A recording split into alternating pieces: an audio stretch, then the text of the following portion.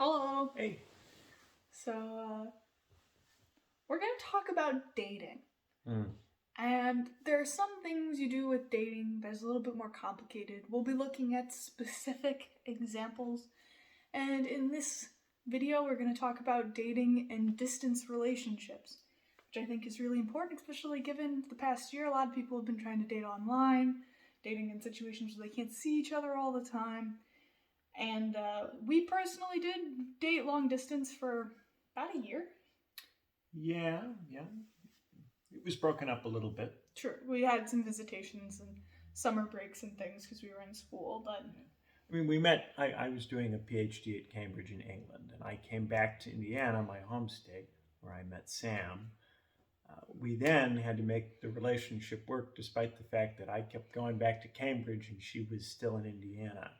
So I would say for the bulk of the first year of our relationship, I was in Cambridge and she was in Indiana. But we made it work.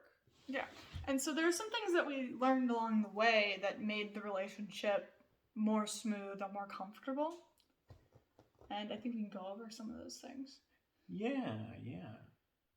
I mean, for one, you got to be comfortable with there not being physical contact all the time, which means you have to have a relationship with a person that is based on being interested in what somebody has to say. You have to be able to have good conversations. That's got to be the core feature of the relationship. A lot of the time, too, because the lack of physical contact makes it so you emotionally need a lot of reassurance that might take more time. Like if one person's upset, a 30-second hug might help them feel better, but when you're dating distance, it might end up being a 3-hour call that makes them feel better. It ends up taking a little more time to get the same level of assurance. Yeah, I'd say we probably talked every day for about 30 minutes. Oh, yeah. On busy days, it was at least 30 minutes. And on the weekends, it was 3 to 5 hours. Yeah, longer on the weekends, longer when there was free time. Yeah. Yeah. You have to talk more because you don't have other means of expressing affection or keeping the relationship going. So you have to have the time to talk more, and you have to like the other person conversationally enough to be able and willing to talk that much. And I think that's what gets a lot of people in trouble. They either don't have the time to talk enough to keep long distance going, or they don't like talking to the other person enough to talk to them enough to make long distance work. Because a lot of couples and a lot of people in general are big doers. They like to go do things together. They don't just like sitting around and talking. We're kind of talkers, so we like to talk about ideas, like we're talking now, but so we kind of like talking about ideas and things like that. So that's what we do together now, even when we're hanging out in person. It's not like we're not crazy like, oh, let's go hiking or let's go biking. We're more, let's go get a coffee and talk about something. That's kind of the kind of people we are. So it was a little bit easier to go through the dating of distance. Yeah, I think it fit who we were Yeah. and what our priorities are. And it doesn't fit everybody, and it doesn't fit everybody's priorities. Yeah, and that's okay to realize too. And a big thing about going into a distance relationship, both parties have to be ready to do it. That's a harder part, is sometimes one party wants to and the other party's not sure because maybe they've had distance relationships in the past that have failed. But it takes a lot of dedication. And I had something else to say. Did you? I did. But it's dissipated. It may come back to you. So there we go. Distance relationships, I think we were in a good boat because we met and within a month of meeting we ended up being distance. So a lot of that early part of the relationship building where you're learning a lot about each other and you're telling those life stories, we spent that in our distance period. And I think that makes it a little easier. I think it's a lot harder for people to start dating distance after they've been together for a while because they get used to the physical contact and they get used to all these things. Yeah, early in the relationship, you get a lot of energy. Yeah, a lot of energy, very excited. So it makes that extra work that you have to do just easy because you're excited. And if you can establish a bunch of precedents that are exciting and fun that don't require the other person being there, then that makes it a lot easier. Yeah. I think that a lot of people get precedents set in relationships that they're reluctant to deviate from. Yeah. And so if you're going to do long distance for a long period of time, you want to make sure that the long distance is happening when you have the energy to set new precedents. I think a big secret, though, of why I think our long distance relationship worked out and why a lot of people's does is if you have a confirmed end date. of when the distance will conclude. Because I think for a lot of people going into a long distance relationship that might last 4 or 5 years feels like forever. You know, for us it looked like a year because you were finishing up your PhD and I was finishing up my bachelor's. So yeah, we also had to find term dates, and I could come back during vacations, and we knew when those vacations would be. She could come out at the end of her year and come hang out with me for a bit, so we could break it up. And also, I think this is really key. When you have a trip to see somebody that you have a long distance relationship with, you want the trip to be long enough that there isn't too much pressure on the trip. yes. If you come out for a day or for a weekend and there are long chunks of time in between the meetings, you're going to put too much pressure on it. And when you put too much pressure on any kind of social interaction, you're going to try too hard, you're going to be too intense, you're going to come off too strong, and you're going to scare each other with your level of intensity. So if somebody comes out, you want them to come out for at least, I think, 2 weeks. Yeah, I was gonna say, like, some people work and stuff, so maybe a week, but Yeah. I mean, now everybody works from home or on their computers, so if you can be with them for 2 weeks, that's pretty good. Yeah, a big chunk of time just really Yeah. is necessary. Otherwise, the pressure's too much. Yeah, it allows for you to have days where you just relax and you don't put the pressure on. Yeah, you can't be trying to do something every minute of every day. I mean, there's some extroverted people who are up for that, but I think for the most part, most people find it overwhelming if they're in a situation where they feel like they have to squeeze something out of every single moment of the day. It turns the fun that you're having into work, turns the relationship into work instead of fun, and that kills it over time. And relationships, they're very vulnerable, you know, so you're being very vulnerable with these people, and it's good to give yourself some time and some room to be comfortable. Yeah. Especially when it's new, too. Yeah. Because I'm thinking, like, for us, we met and started in January 1st. New Year's is our anniversary. And I didn't see you till May. For the first chunk. There was a 5-month chunk where we didn't see each other. That was when we built the beginning of our relationship. Yeah. But when I showed up in May, I booked a plane ticket to England, and I was going to be there for like a month and a half. Because it was right after I finished schooling. It gave us enough time that even though at first it's great because you get the honeymoon period, you know, you're so excited to be there, but then it starts getting uncomfortable because you're not used to being around the person physically all the time. But you give yourself enough time to work through it and find a comfort with the person and enjoy it. Yeah, I would say that it started out great. The middle period was rough, but we made it long enough that by the end we knew that it worked and we knew that it was a good relationship. Yeah. The middle period was a little stressful, but then we worked through it.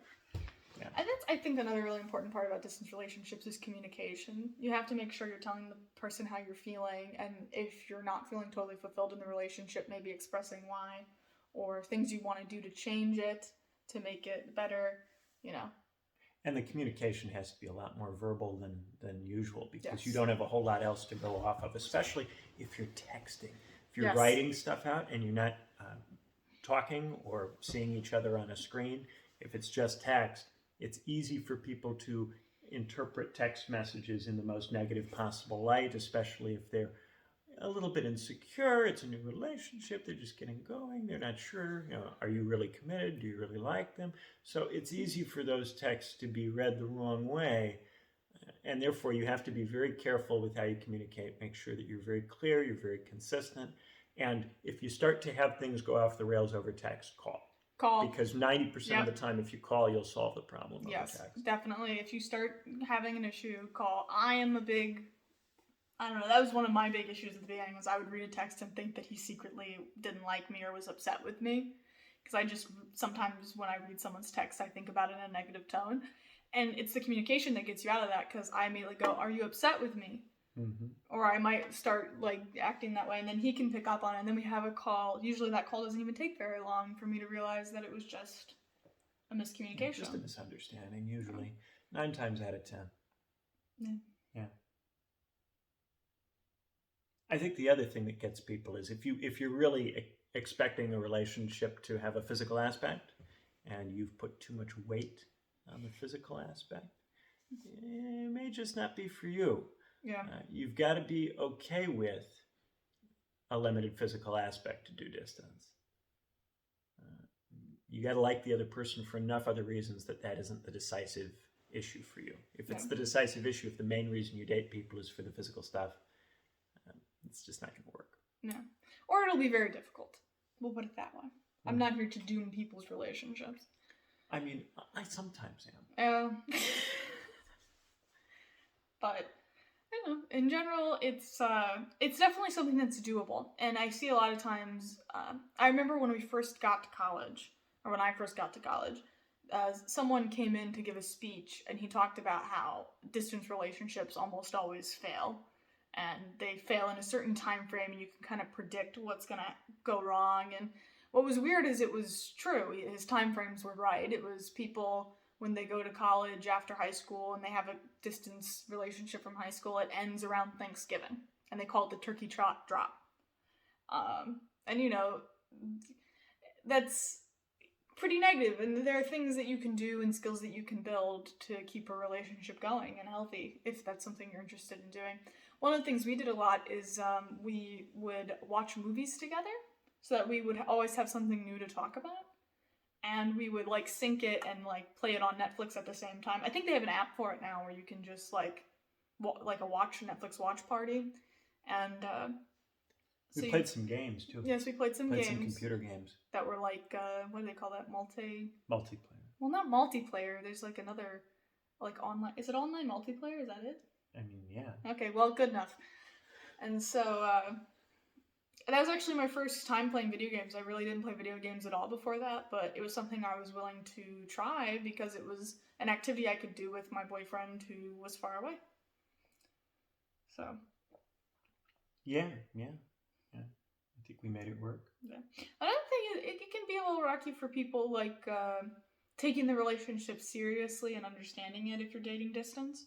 I think that's a big problem, especially people who've been dating distance for a long time. People might not be as respectful as they could be. I know a lot of people weren't too excited about me, instead of getting an internship my junior year of college, going and exploring, England with my boyfriend. They thought that was a little bit quick choice because I hadn't spent a lot of time with them in person. People really put a lot of weight on the in person. But I think if you spend time with someone online or in every way you can distance, I think it can work out pretty good. Yeah. You didn't really get that as much. People weren't really acting like the relationship was... I'm older than you. Yes. People give me more room. Nobody gives you any room when I was 21. Yeah, I was 26. We're going to talk about that in the... I turned 27 about a month in. Yeah. So my birthday's in February. Yeah, we're going to talk about dating with an age gap in the next video. Yeah, it's the next video. Yes, but do we have anything else to say about distance? Well, I think we more or less covered it. No, that's like our basic advice. Sum it up real quick. It's communication. Be set to not be so demanding on the physical because you're not going to get that. And so lots of time with a significant other. Call them if things start to be getting upset. That kind of goes in communication. And one other one. You got to have a sense of commitment, especially if you're in a place where you're going to be going to lots of social functions that have lots of other people that you could have physical encounters with. You got to be committed enough to the person you're dating distance that you know that you're not going to do anything with those other people that would violate the terms of the relationship, right? And that requires knowing on some level that the person that you're seeing long distance is somebody that you really care about in a serious way, and the terms of the relationship you've agreed to are terms you genuinely intend to live up to. I think if you don't have that level of commitment, then other people who are physically present can be more distracting and can cause more trouble for you. Yeah. That wasn't a problem for me. I didn't really care much for the people who were physically around me in that way. I didn't date a lot until I entered my relationship with Benjamin. So that was something he was worried that I would feel because I was young and I was still in undergrad and all those things. So he was like, you're going to meet somebody and then, you'll be with me and you. I didn't feel that way at all. I was like, no, I like you. I picked you. It's all good. Yeah, really it's the 2 C's, commitment and communication. If you have those 2 things, then you'll be able to deal with the problems that you have. Commitment means you'll keep trying, and communication means your trying will get better over time. And be more effective over time. Yeah. Those are really the only two things that I think anybody needs in a relationship, to be perfectly honest. Any relationship, not just distance.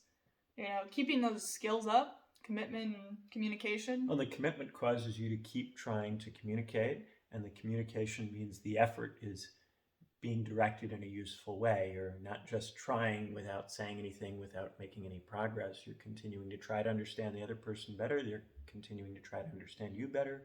When you're not getting along, it's understood that there's a misunderstanding. It doesn't mean that there's an existential issue that means you're going to break up. It just means you got to clarify what's going on. You got to figure out how somebody's actually feeling. Even if they don't know today, they might know tomorrow. If they don't know now, they might know in 2 hours. You just have to keep talking and keep working on it. If you do that, if you stay committed to that, most relationship problems are solvable. Yeah, I think so. I think that's good starting advice. So, if you are in a distance relationship and you're worried because everyone's really negative about it, there's hope. We believe in you and we believe in your skills, you know. Yeah, people gave her a lot of guff. Oh my God! They backed off after a while. Nothing makes people shut up quite like success, my guys. Like, you just stay in it long enough, people tend to back off. Yeah. So. It's different if they think there's actually a serious issue with the person you picked. Yes. That's a different problem. That's a whole different thing. But a lot of people, they just kind of go, are you sure? That seems risky. Risky. But sometimes risks are worth it. It pays off. You get a cute boy out of it. It's a win. Oh, yes. Thank you so much for tuning in and listening to us talk about our distance relationship. If you have any advice for people about distance relationship, feel free to comment them down below. If you have any personal experience that I'd love to hear about, I'd love to hear if you have any other tips for dating distance that you think people should know about. I think that would really help some people who might watch us. Yeah, give it a shot. Debate it, argue over it a little bit. That's fun. I like negativity and conflict. I'm getting more comfortable with conflict. You're working on it. All right, we'll pose for our thumbnail. All right.